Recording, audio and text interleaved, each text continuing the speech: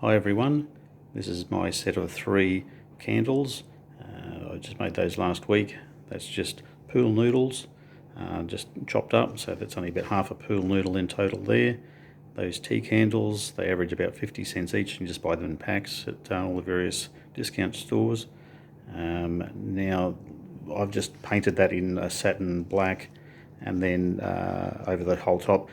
Before I painted it, I actually put the hot melt glue to glue them together and let that set, and then I also did some around the ridge, the top there, and the detail sort of down there. It's a bit hard to see on camera. As you can see there, the hot melt streaks down there to simulate the wax.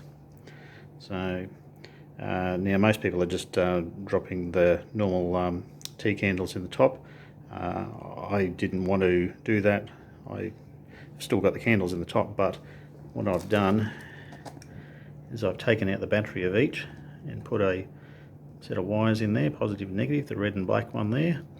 If you're doing this, the black wire, the negative, goes to the center wire that you'll find inside the battery compartment, and the red one goes to the outside one around the edge.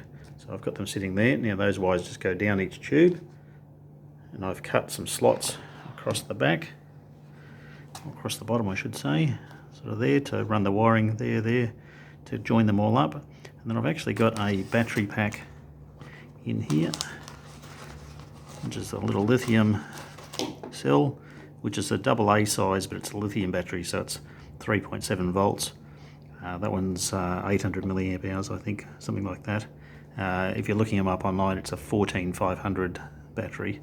So, but they do fit a standard AA battery holder, and I've just used a little, sometimes called a JST connector. I don't know what the real name for it is. JST is just the people that originally made them. So that can unplug. There's no power switch. Just unplug it when I don't want to use it, and then I can just plug that into a charger. I've got a little lithium battery charger that can charge up multiples of these at once. So I've got these and some different versions, some little flat ones there that I use for various other props instead of using throwaway batteries. So this should power this for quite a few hours, all 3 of them, and that can just poke up in there. And there we have it. So hope you find that interesting. Just a slight twist on what a lot of other people have already done.